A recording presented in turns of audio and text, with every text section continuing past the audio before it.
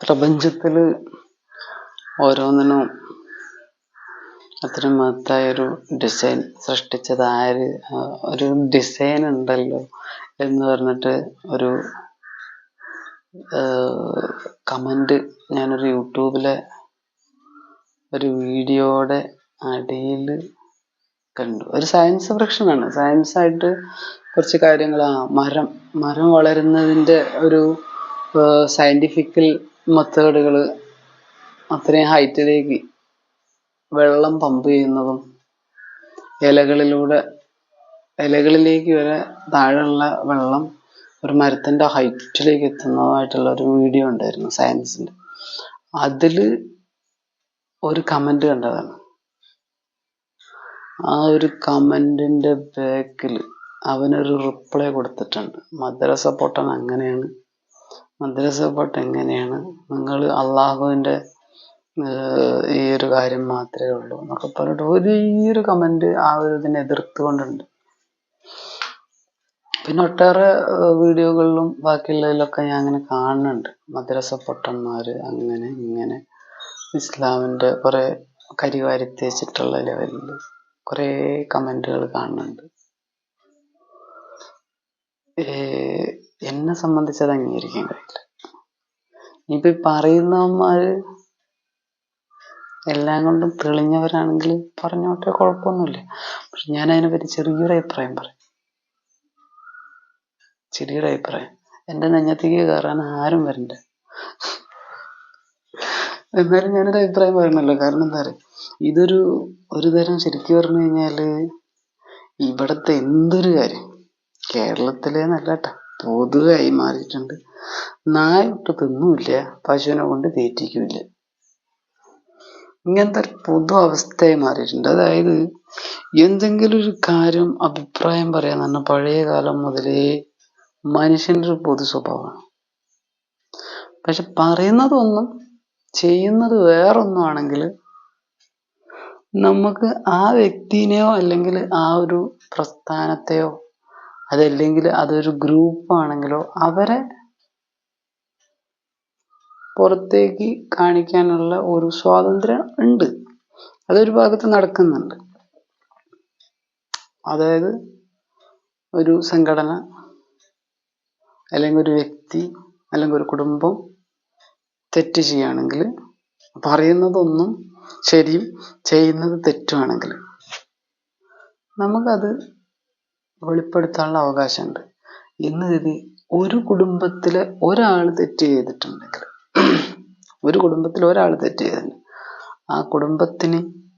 ആ കുടുംബത്തിന്റെ മുഴുവൻ ആളുകളെയും തെറ്റിദ്ധരിപ്പിക്കുന്ന ഒരു പ്രവണതയില്ലേ, ഒരാളാണ് തെറ്റ് ചെയ്തത്, ആ അവസ്ഥയ്ക്ക് വേണ്ടിയിട്ട് ആ ഒരു കുടുംബം, ആ ഒരു നാട്, ആ ഒരു സമൂഹം അതിനെ മൊത്തത്തിൽ കരിവാരി തേക്കുന്നതിനോട് എനിക്കൊരു എതിരഭിപ്രായമുണ്ട്.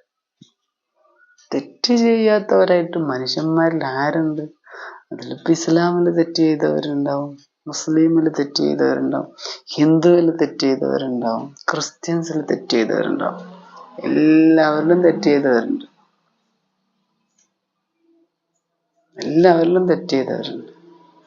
എന്ന് കരുതി ഇതിൽ ഒരാൾ ചെയ്തതിന്റെ അല്ലെങ്കിൽ ഒരു കൂട്ടാളുകൾ തന്നെ വിചാരിക്കുക, ഒരു 10,000 ആളുകളുടെ ഒരു സംഘടനയാണ് ഇസ്ലാം എന്നൊക്കെ, അതിലൊരു 100 പേര് തെറ്റ് ചെയ്തു. 1,00,000 ആളുകളുടെ ഒരു സംഘടനയാണ് ക്രിസ്ത്യൻസ് എന്ന് കരുതുക, അതിൽ ഒരു 2,000 ആളുകളെ തെറ്റ് ചെയ്തിട്ടുള്ളൂ. ഒരു 5,000 ആളുകളുടെ സംഘടനയാണ് ഹിന്ദു എന്ന് കരുതുക, അതിലൊരു 50 ആളുകളെ തെറ്റ് ചെയ്തിട്ടുള്ളൂ. എന്ന് കരുതി ഇതിൽ ഈ ഇത്രയും ആളുകളുടെ ഇടയിൽ തെറ്റുകൾ ചെയ്തവരുണ്ട്, ഇല്ല എന്ന് പറയണില്ല. എല്ലാ സംഘടനകളിലും ഇനി അതിൻ്റെ ഉപസംഘടനകളിലേക്ക് ഞാൻ പോകണില്ല കേട്ടോ. ഹിന്ദു, മുസ്ലിം, ക്രിസ്ത്യൻ ഇത്ര മാത്രമേ ഞാൻ എടുക്കണുള്ളൂ. അതാണ് നമുക്ക് പ്രധാനമായിട്ട് ഇപ്പോൾ ഇവിടെ എടുക്കണം. പിന്നെ ബുദ്ധനുണ്ട്, ജൈനനുണ്ട്, അവിടെ പല പല കാറ്റഗറി വേറെ ഉണ്ട്. എന്നിരുന്നാലും ഇത്രയും വലിയ അളവ് വരുന്ന വ്യക്തികളുടെ ഇടയിൽ ഒരു 10 ആള് അല്ലെങ്കിൽ 50 ആള്, അതല്ലെങ്കിൽ കുറച്ചാളുകൾ, ചിലപ്പോൾ അത് ഏറ്റവും ഉയർന്ന സ്ഥാനത്തിരിക്കുന്ന ഒരു വ്യക്തി തന്നെ ആയിരിക്കാം. അപ്പൊ അതിൽ തന്നെ അവർക്ക് കാണിച്ചു കൊടുക്കേണ്ട ഒരു വ്യക്തി തന്നെ ആയിരിക്കാം ഈ തെറ്റ് ചെയ്തതൊക്കെ. അവരുടെ ഗ്രന്ഥങ്ങളിൽ തെറ്റുകൾ എഴുതിപ്പെട്ടിട്ടുണ്ടായിരിക്കാം, ശരി, അങ്ങനെയൊക്കെ ഉണ്ടായിരിക്കും. എന്നിരുന്നാലും നമ്മൾ അവിടെയും ഇവിടെയും കരിവാരി തേക്കുന്ന അതേ അവസ്ഥ ഭരണഘടനയ്ക്ക് ഒന്ന് പോയി നോക്കും. ഭരണഘടനയിൽ 6 അവകാശങ്ങളുണ്ട്, മൗലിക അവകാശം. അത് മാത്രമേ തിരുത്തരുതെന്നുള്ള ലെവലിൽ എഴുതി വെച്ചിട്ടുള്ളൂ. ബാക്കിയൊക്കെ തിരുത്തപ്പെട്ടുകൊണ്ടേയിരിക്കില്ല. ഇപ്പൊ കണ്ടില്ലേ, ഇപ്പൊ ഈ ജൂലൈ 1 മുതൽ വലിയൊരളവ് തിരുത്തിയില്ലേ. ഇനി അടുത്ത 5 വർഷത്തിനിടയിൽ ഇത് തിരുത്തൂലേ?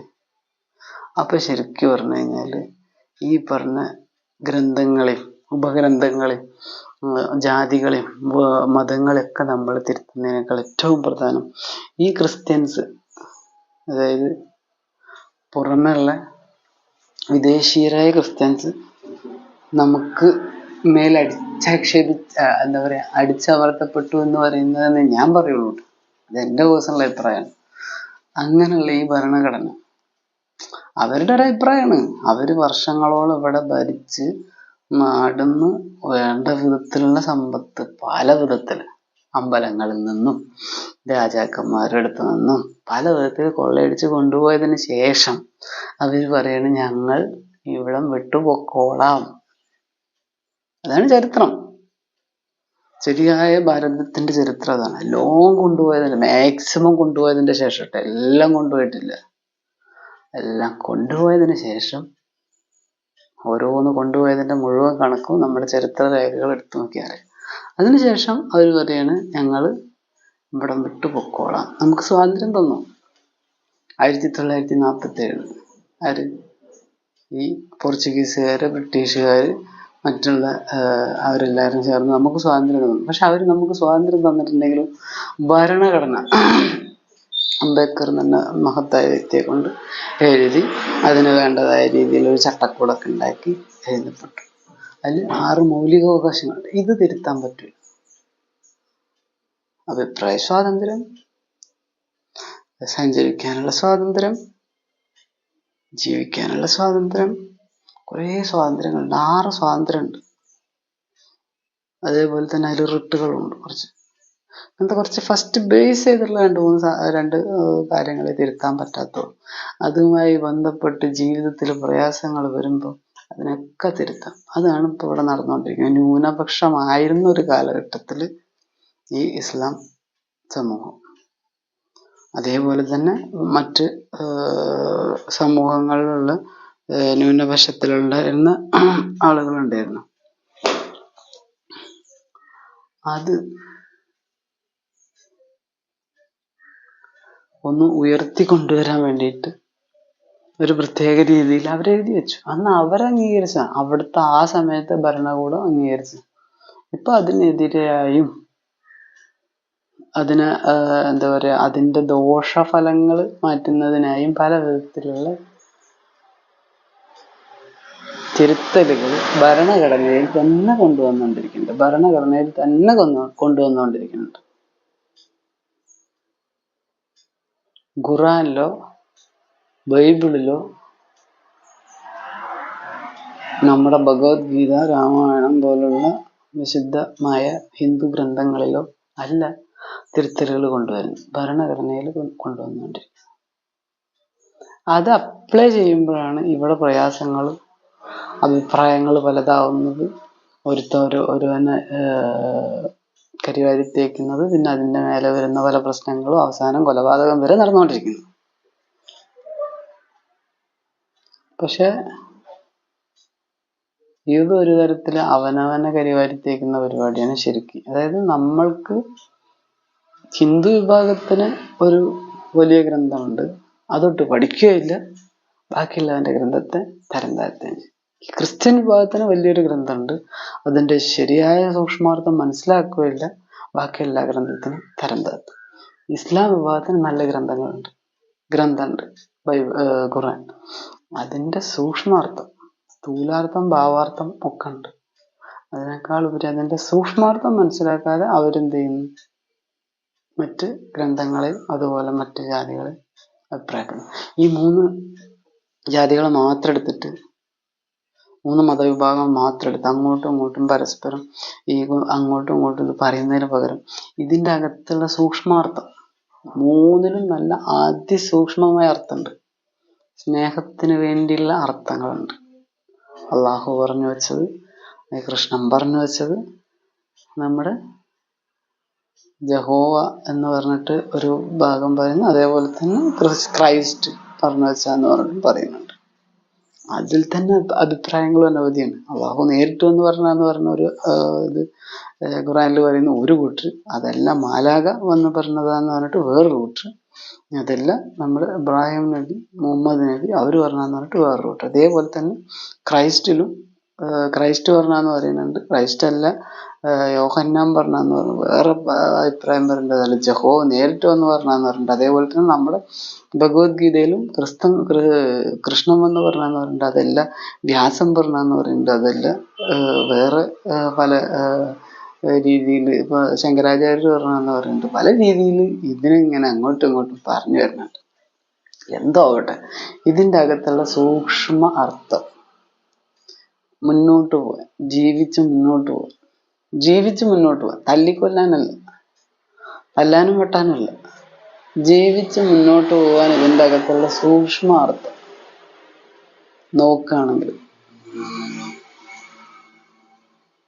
ഇത് അങ്ങോട്ടും ഇങ്ങോട്ടും പഴിചാരാനുള്ള സംഭവമില്ല. ഇസ്ലാമും ഇവിടെ വേണം, ക്രൈസ്റ്റും ഇവിടെ, ക്രിസ്ത്യനും ഇവിടെ വേണം, ഹിന്ദുവും വേണം. ഇതിൻ്റെ അകങ്ങളിലുള്ള ഉപവിഭാഗങ്ങൾ, ഹിന്ദുവിലുള്ള ഉപവിഭാഗം എന്തൊക്കെയാണ്? ബ്രാഹ്മണൻ, ക്ഷത്രിയൻ, ശൂദ്രൻ, വൈശ്യൻ, ശൂദ്രൻ. ഇതിൽ അനവധി കാറ്റഗറീസ്. ബ്രാഹ്മണന്മാരിൽ തന്നെ അനവധി കാറ്റഗറീസ്, ക്ഷത്രിയന്മാരിൽ അനവധി കാറ്റഗറീസ്, വൈശ്യന്മാരിൽ അനവധി കാറ്റഗറീസ്, ശൂദ്രന്മാരിൽ അനവധി കാറ്റഗറീസ്. ഇനി ക്രൈസ്റ്റിൽ എടുത്തു നോക്കുകയാണെങ്കിൽ എന്തൊക്കെയാണ്? റോമൻ കത്തോലിക്കൻ, പിന്നെ വേറെ നിരവധി അതെനിക്ക് കൃത്യമായിട്ട് അറിയില്ല, അതുകൊണ്ട് ഞാൻ അതിനെപ്പറ്റി പറയും. ഇസ്ലാം മുസ്ലിം വിഭാഗത്തിൽ എടുത്തു നോക്കുകയാണെങ്കിൽ നിരവധി കാറ്റഗറീസ്. സുന്നി, മുജാഹിദ്, തബ്ലീഗ്, അങ്ങനെ അനവധി കാറ്റഗറീസ്. ഇതിൻ്റെ അകത്ത് തന്നെ കുറേ പ്രശ്നങ്ങൾ നടക്കുന്നുണ്ട്. അതാത് മതവിഭാഗങ്ങളുടെ അകത്ത് തന്നെ ഒരുപാട് പ്രശ്നങ്ങൾ നടക്കുന്നുണ്ട്. നമ്മുടെ ഭാരതം എന്ന് പറഞ്ഞു കഴിഞ്ഞാൽ എല്ലാ മതത്തിനും സ്വീകരിച്ചിട്ടുള്ള ഒരു നാടാണ്. മറ്റു നാടുകളിലൊന്നും അങ്ങനെ ഇല്ല എന്നുള്ളത് സത്യമാണ്. എന്താണെന്ന് വെച്ചാൽ അവിടുത്തെ ഭരണഘടന ആ രീതിയിലാണ് എഴുതപ്പെട്ടത്. നമ്മുടെ ഭരണഘടന അങ്ങനെയല്ല. നമ്മുടെ ഭരണഘടന എന്ന് പറഞ്ഞാൽ അവര് കുറേ സംഭാവനകൾ തന്നിട്ടുണ്ട്. ആര്? വിദേശീയർ. അത് ഉൾപ്പെടുത്തിക്കൊണ്ട് അവർ മാക്സിമം കൊണ്ടുപോകേണ്ട സാധനങ്ങളൊക്കെ കൊണ്ടുപോയിക്കൊണ്ട് ഇനി പ്രതിരോധിക്കണം എന്ന ഒരു ആവശ്യമൊക്കെ ഉൾക്കൊണ്ടുകൊണ്ട് ഉണ്ടാക്കിയിട്ടുള്ളൊരു പുതിയത്. അതായത് കൊണ്ടുപോയതൊക്കെ കൊണ്ടുപോയി, അത് തിരിച്ച് മേടിക്കാനുള്ളതോ അല്ലെങ്കിൽ അതിൻ്റെ കാര്യങ്ങളോ ഇവിടെ എഴുതപ്പെട്ടിട്ടില്ല. അത് തിരിച്ച് പിടിക്കാനുള്ളതായ രീതിയിലുള്ള ഒന്നും എഴുതപ്പെട്ടിട്ടില്ല. കൊണ്ടുപോയതൊക്കെ കൊണ്ടുപോയി, പോട്ടെ, അത്രേ ഉള്ളൂ. നമുക്ക് പോയതൊക്കെ പോട്ടെ, നോ പ്രോബ്ലം. പോയത് പോട്ടെ. കോഹിനൂർ രത്നം പോയി, ആര് കൊണ്ടുപോട്ടെ. നമ്മുടെ ക്ഷേത്രങ്ങൾ 7 തവണ കൊള്ളയടിച്ചതും 14 തവണ കൊള്ളയടിച്ചതും കൊണ്ടുപോട്ടെ. ആ കൊള്ളയടിക്കപ്പെട്ട രാജ്യങ്ങളെ നമ്മൾ അകറ്റി നിർത്തുകയല്ല ചെയ്ത്, അവരെ വീണ്ടും സ്വീകരിക്കുകയാണ് ചെയ്തു. വിദേശീയരെ വീണ്ടും സ്വീകരിച്ചുകൊണ്ടുള്ള പുതിയ നിയമം തന്നെയാണ്. പണ്ടൊരു കഥ കേട്ടിട്ടുണ്ട്, ഒട്ടകത്തിന് സ്ഥലം കൊടുത്ത ഒരു കഥ. അതായത് ഒട്ടകത്തിന് ഒരു ടെന്റില് താമസിക്കാന് ഒരു സ്ഥലം കൊടുത്തു. ആദ്യം ഒട്ടകത്തിന് കാല് വയ്ക്കാൻ സ്ഥലം കൊടുത്തു. പിന്നെ പഴയൊരു കഥയാണ്, അറബിക്കഥയിലുള്ള ഒരു ഇതാണ് പറയുന്നത്. അതില് പിന്നെ ഒട്ടകത്തിന് മറ്റേ കാലം വെക്കാൻ സ്ഥലം കൊടുത്തു. പിന്നെ കുറച്ച് കഴിഞ്ഞാൽ ഒട്ടകത്തിന്റെ ഉടല് തണുക്കുന്ന അങ്ങനത്തെ ഒരു വർഷനാണ്. ഇയാള് ടെന്റ് കെട്ടി താമസിക്കുകയായിരുന്നു. ഒരു സാധാരണ മനുഷ്യൻ, അല്ലെങ്കിൽ ഒരു വലിയൊരു ജന്മി, അങ്ങനെ തന്നെ കൂട്ടി. ഒട്ടകത്തിന് ഇതിൻ്റെ അകത്തേക്ക് കയറാനുള്ള ഒരു ചെറിയൊരു ഗ്യാപ്പ് ഇതിന്റെ യജമാനൻ കൊടുത്തത്. അവസാനം ഒട്ടകത്തിന്റെ എല്ലാ അവയവങ്ങളും ഇതിന്റെ അകത്തായപ്പോ ഒട്ടകം എന്ത് ചെയ്തു? ഒന്ന് ഇളകി, യജമാനൻ ഔട്ടായി. പിന്നെ യജമാനെ അതിന്റെ അകത്തേക്ക് കയറാൻ പറ്റുന്നില്ല. ഈ ഒരു അവസ്ഥയാണ് സത്യം പറഞ്ഞ ഭാരതത്തിന് ഇപ്പൊ സംഭവിച്ചിട്ടുള്ളത്. എല്ലാ മത വിഭാഗങ്ങളെയും പുറത്തുനിന്ന് വന്ന വൈദേശികരെ എല്ലാവരെയും സ്വീകരിച്ചു. അവസാനം ഭാരതത്തിലുള്ളവർ, ശരിയായ ഭാരതീയർ, അവർക്ക് ഇവിടെ സ്ഥലമില്ല. അവർക്ക് ഇവിടെ കർമ്മം ചെയ്യാനും ഒന്നുമില്ലാത്ത അവസ്ഥയായി. കാരണം എന്താ? എല്ലാം സ്വീകരിച്ചപ്പോ എല്ലാം സ്വീകരിച്ച് ഭാരതീയന്റെ സംസ്കാരം എന്താണ്, ശരിയായ സംസ്കാരം എന്താണ്, അത് എന്താണെന്ന് അവൻ അറിയില്ല. അത് അറിയിക്കാനും കൂടെ വേണ്ടിയിട്ടുള്ളൊരു കാര്യം പല സ്ഥലങ്ങളിലും നടന്നുകൊണ്ടിരിക്കുന്നത്. എന്നെ കൊണ്ടാവുന്നത് ഞാനും ചെയ്യും. ഏറ്റവും പ്രധാനം തന്നാല് കുറ്റം പറയലാണ്. അങ്ങോട്ടും ഇങ്ങോട്ടും പഴിചാരിക്കൊണ്ടേയിരിക്കുക. അത് നിർത്താന്ന് പറഞ്ഞാൽ ഒരു സാധാരണ മനുഷ്യനെ സംബന്ധിച്ച് നടക്കുന്ന കേസല്ല. കാരണം എന്താ? അവന്റെ ഉള്ളിൽ കുറവുകളുണ്ട്. അപ്പൊ അവൻ ആ കുറവുകളുള്ള രീതിയിലേ മറ്റുള്ളവനെ കാണുന്നുള്ളൂ. അവന് ആക്സെപ്റ്റ് ചെയ്യാൻ പറ്റുന്നില്ല പല രീതിയിലും. അവന് എന്റെ കുറ്റം കൊണ്ടല്ല, അവന്റെ കുറ്റം കൊണ്ടാണ് ആ പ്രശ്നം നടന്നത്, അവന്റേതാണ്. ഈ ചൂണ്ടുവിരല് 3 വിരൽ ഇങ്ങോട്ട് മടങ്ങുകയാണെങ്കിലും 1 വിരൽ അങ്ങോട്ട്, ബാക്കി 3 വിരല് ഇങ്ങോട്ടാണെന്നുള്ള ഒരു ചിന്ത പോലും ഇല്ലാതെ അങ്ങനെ പറഞ്ഞുകൊണ്ടേയിരിക്കുക, പ്രവർത്തിച്ചുകൊണ്ടേയിരിക്കുക. എവിടെത്തും? ഒരെത്തുപിടിയില്ല.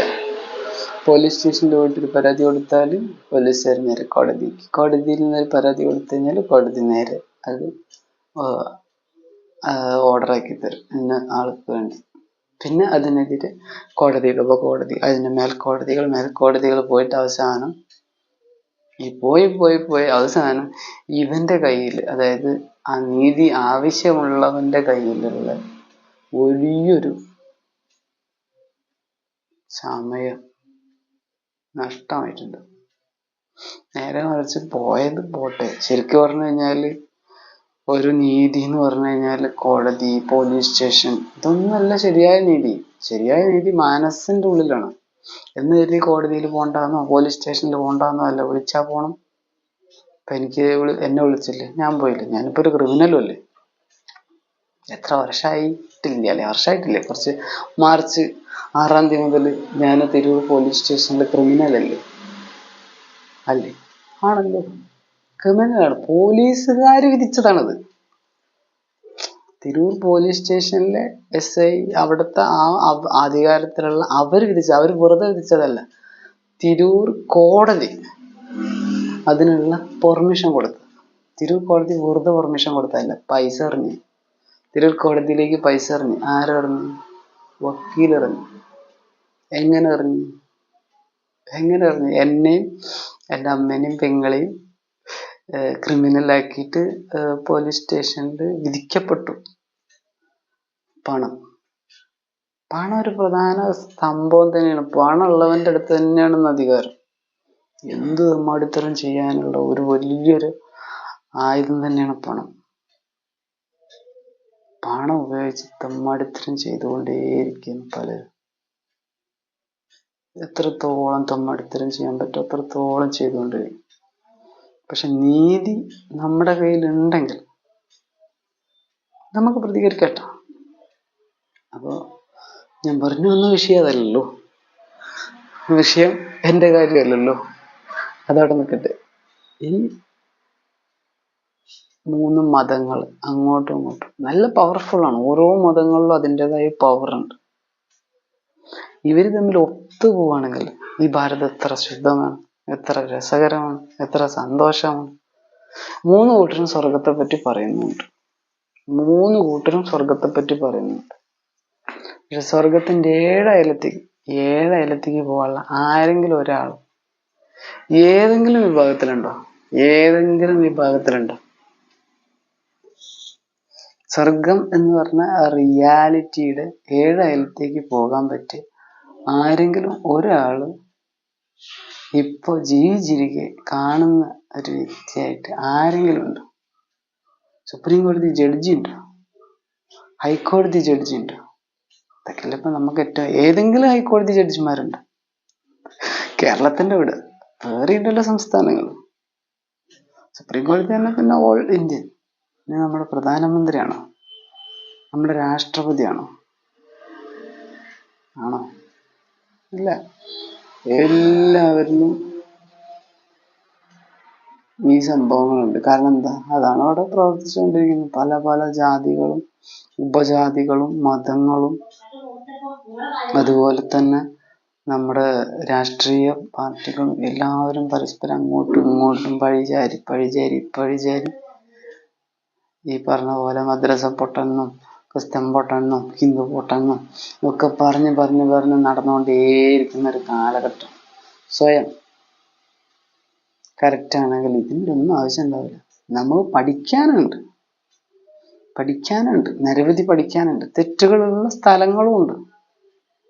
ഇപ്പോൾ ഒരു ഭൂമിയുടെ തന്നെ ചില ഭാഗങ്ങൾ എടുത്തു നോക്കുകയാണെങ്കിൽ വളരെ പ്രയാസങ്ങളുള്ള സ്ഥലങ്ങളുണ്ടായിരിക്കും. പർവ്വതം പോലുള്ള പ്രയാസങ്ങളുണ്ടായിരിക്കും. പർവ്വതത്തിന്റെ മേലിൽ നിന്നൊക്കെ വെച്ചിട്ട് ആരെങ്കിലും കിണർ ഒഴിക്കാൻ നോക്കുമോ? വെള്ളം കിട്ടാൻ വേണ്ടിയിട്ട് ഏറ്റവും പർവ്വതത്തിന്റെ മേലെ ഒരു 16 കോല് ഹൈറ്റിൽ കിണർ വെച്ചിട്ട് വെള്ളം കിട്ടുമോ? കിട്ടൂല. അപ്പൊ അതൊരു പ്രയാസമല്ലേ എന്ന് കരുതി പർവ്വതത്തിനെ കുറ്റം പറയാൻ പറ്റുമോ?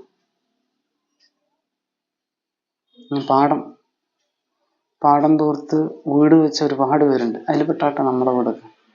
ഈ പാടം തൂർത്ത് വീട് വെച്ചിട്ട് അതിനകത്ത് വെള്ളം കയറിയിട്ട് ഈ പാടത്തിനെ കുറ്റം പറഞ്ഞിട്ട് വല്ല കാര്യമുണ്ടോ? വല്ല കാര്യമുണ്ടോ? ഒരു കാര്യമില്ല. പിന്നെ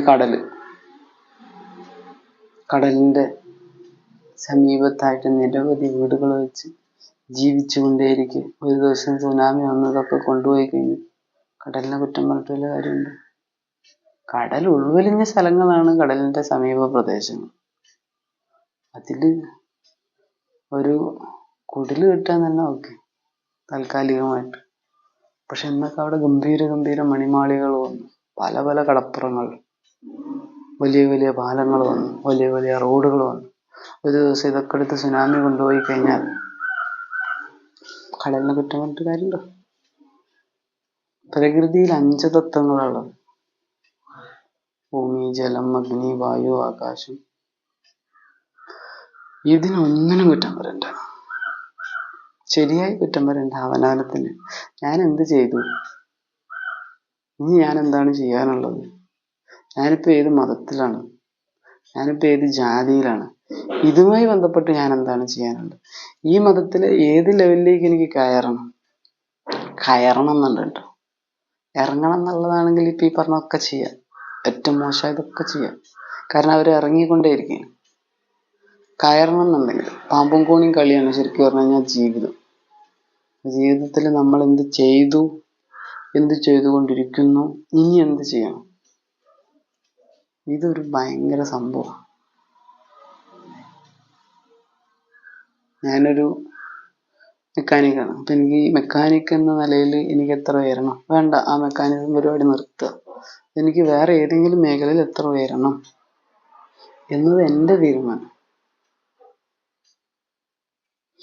ഇനി വേറൊരു വ്യക്തി ഉണ്ടെന്ന് വയ്ക്കുക, ഒരു ഡ്രൈവർ, ബസ് ഡ്രൈവറോ അല്ലെങ്കിൽ വേറെ സാധാരണ ഡ്രൈവർ. ആ ആൾക്ക് ഡ്രൈവർ എന്ന നിലയിൽ ആ ഒരു രീതിയിൽ വാഹനവുമായി ബന്ധപ്പെട്ടിട്ട് എത്ര ഉയരണം അല്ലെങ്കിൽ എത്ര താഴണം, ഇത് ആളുടെ തീരുമാനം. ഇത്ര തന്നെ ഉള്ളൂ ശരിക്കും പറഞ്ഞു കഴിഞ്ഞാൽ മതങ്ങൾ. ഒരു മതത്തിന്റെ പിടിയും പിടിച്ചുകൊണ്ട് മതത്തിന്റെ ആ ഒരു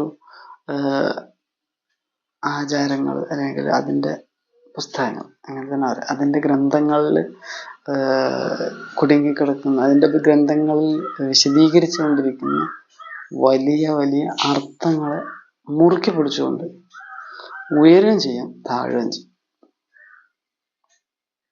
ഓരോ ഗ്രന്ഥങ്ങളിലും ഞാൻ പറഞ്ഞില്ലേ, ഭാവാർത്ഥമുണ്ട്, സ്ഥൂലാർത്ഥമുണ്ട്, സൂക്ഷ്മാർത്ഥമുണ്ട്. ഇതാണ് മനസ്സിലാക്കേണ്ടത്. ശരിക്കും മനസ്സിലാക്കേണ്ട ഒരു സംഭവമാണ് ഭാവാർത്ഥം, സ്ഥൂലാർത്ഥം, സൂക്ഷ്മാർത്ഥം. അതിസൂക്ഷ്മാർത്ഥം വേറുണ്ട് കേട്ടോ. അതീവ സൂക്ഷ്മാർത്ഥം വേറുണ്ട് ഏത് ഗ്രന്ഥത്തിനും. അതവിടെ കിട്ടും. 3 തന്നെ പഠിക്കും. ഈ മദ്രസ പൊട്ടന്മാരെന്നൊക്കെ പറഞ്ഞിട്ട് നമ്മള് എന്തായാലും മദ്രസ പൊട്ടന്മാരെന്ന് വിളിക്കുമ്പോൾ അവർ മദ്രസയിൽ പോകാത്തവരായിരിക്കുമല്ലോ. പക്ഷെ അവര് പറയുന്ന ചില കാര്യങ്ങൾ, അവർ ചെയ്യുന്നത് എന്തോ ആവട്ടെ, അത് നമുക്ക് വേണമെങ്കിൽ തിരുത്താൻ വേണ്ടിയിട്ടുള്ള ഒരു അവസരം കൊടുക്കും. നിരവധി കാര്യങ്ങൾ സംസാരിക്കും. പക്ഷെ അത് അവർ തിരുത്തേണ്ട വ്യക്തികളുടെ ഇടയിലേക്ക്, കാരണം നിയമത്തിൻ്റെതായ രീതിയിൽ നോക്കിക്കഴിഞ്ഞാൽ അറിയാം, നല്ലൊരു ശതമാനം ക്രിമിനൽ കേസുകൾ ഉൾപ്പെട്ടിട്ടുള്ളത് ഈ ഇസ്ലാം മുസ്ലിം വിഭാഗത്തിലുള്ള ഒട്ടേറെ വ്യക്തികൾ ഉണ്ട്. ക്രിസ്ത്യൻ ഹിന്ദു വിഭാഗത്തിലുള്ളവരും ഉണ്ട്. എല്ലാ വിഭാഗത്തിലും ഉണ്ട്. എന്നാൽ കൂടുതലും ഇസ്ലാം വിഭാഗത്തിലുള്ളവരായിട്ട് കാണപ്പെടുന്നുണ്ട്. പത്രങ്ങളിലാണെങ്കിലും മറ്റും ഒക്കെ നോക്കിയാൽ കാണാൻ പറ്റും. അവിടെ ഒരു കൊലപാതകം, ഇവിടെ ഒരു ലഹരി കടത്ത്, സ്വർണ്ണക്കടത്ത്, ഇതിലൊക്കെ ഈ ഒരു വിഭാഗത്തിലുള്ളവരുണ്ട്. പക്ഷെ എല്ലാവരും ആ വിഭാഗത്തിലുള്ളവരല്ല. ചില അഭിപ്രായങ്ങൾ, കാരണം എന്താ വെച്ചാൽ ആ വ്യക്തി പറഞ്ഞു, ഞാൻ ഈ ഒരു കമന്റിലാട്ടോ പോകണം, ഇതിനൊരു ഡിസൈൻ ചെയ്ത് വെച്ചിരിക്കുന്നത് ആരെന്ന് പറഞ്ഞിട്ടുള്ള ഒരു ചെറിയൊരു കമന്റ്, ഭയങ്കര സൂക്ഷ്മമായ അർത്ഥത്തിലേക്ക് പോകണമെങ്കിൽ അത് നല്ലൊരു അർത്ഥമുള്ള സംഭവമാണ് ആ വ്യക്തി പറഞ്ഞിട്ടുള്ളത്.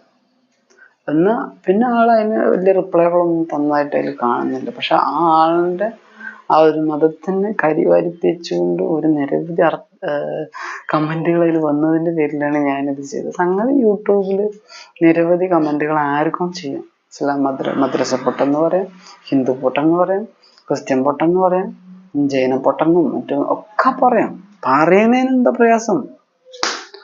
പക്ഷെ അത് ഉൾക്കൊള്ളുക എന്നുള്ളതാണ് ഏറ്റവും വലിയ പ്രയാസം. പറയാൻ എന്താ പ്രയാസം? ആരും കരിവാരിത്തേക്ക് എന്താ പ്രയാസം? പക്ഷെ അതിന്റെ ശരിയായ അവസ്ഥ, ഇസ്ലാം ധർമ്മങ്ങൾ ഇവിടെ വന്നിട്ടില്ലായിരുന്നെങ്കിൽ അതിൽ കോടിക്കണക്കിന് ജനങ്ങൾ ഇന്നുണ്ട്. ന്യൂനപക്ഷമായിരുന്നു, അതിപ്പോ അത്യാവശ്യം ഭൂരിപക്ഷമായി. അവര് ഉണ്ടായിരുന്നില്ലെങ്കിൽ എന്താകുമായിരുന്നു? അവരും വേണ്ടേ? ക്രിസ്ത്യൻസ് വേണ്ടേ? വിദേശീയര് നമ്മളെ ആക്രമിച്ച് കീഴ്പ്പെടുത്തി. അതിലൂടെ ഭാരതം വീണ്ടും ശക്തമാവുകയല്ലേ ചെയ്തത്? ഫുൾ പ്രതിരോധം തീർക്കല്ലേ ചെയ്തത്? അങ്ങനെ ഒരു സംഭവം വന്നതുകൊണ്ടല്ലേ ഭാരതം ശക്തമായത്. എന്നാലായിട്ടില്ലട്ടാ. ഇപ്പോഴും സത്യം പറഞ്ഞാൽ അവരുടെ അടിമകൾ തന്നെയാണ് നമ്മൾ. അത് വേറെ വശം. അതൊന്നും എല്ലാവർക്കും ഉൾക്കൊള്ളാൻ പറ്റില്ല. പൊളിറ്റിക്സിലെ വേറൊരു വശം തന്നെയാണ്. ഇന്നും ഭാരതം സ്വതന്ത്രമല്ല.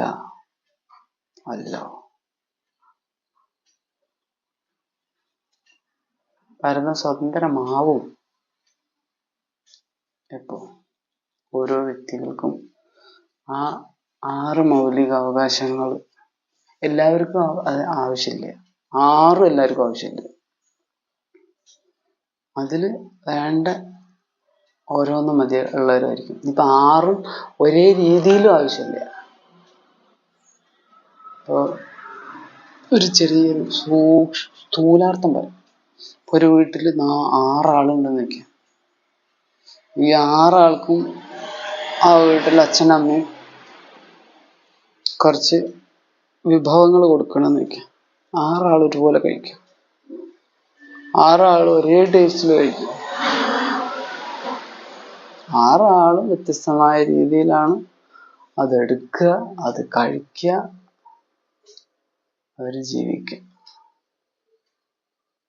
ഒരാൾ പായസം 2 ഗ്ലാസ് കുടിച്ചെന്ന് വരും, ഒരാൾ പായസം 1/2 ഗ്ലാസ്സേ കുടിക്കുന്നുണ്ടാവും, ഒരാൾ പായസം കുടിക്കുന്നേ ഉണ്ടാവില്ല. അങ്ങനെ 6 കാറ്റഗറിയിലുള്ള വ്യക്തികൾക്കും ഒരു വീട്ടില് 6 രീതിയിലായിരിക്കും. അതേപോലെ തന്നെയാണ് ഈ മൗലിക അവകാശങ്ങൾ 6 ഉണ്ടെങ്കിലും 6 തന്നെയല്ലേ? എൻ്റെ ഒരു ഓർമ്മയിലാണ് പറഞ്ഞാട്ടോ. ഞാനപ്പോ വ്യക്തമായിട്ട് പഠിത്തമൊന്നും അതിനെപ്പറ്റി കൂടുതൽ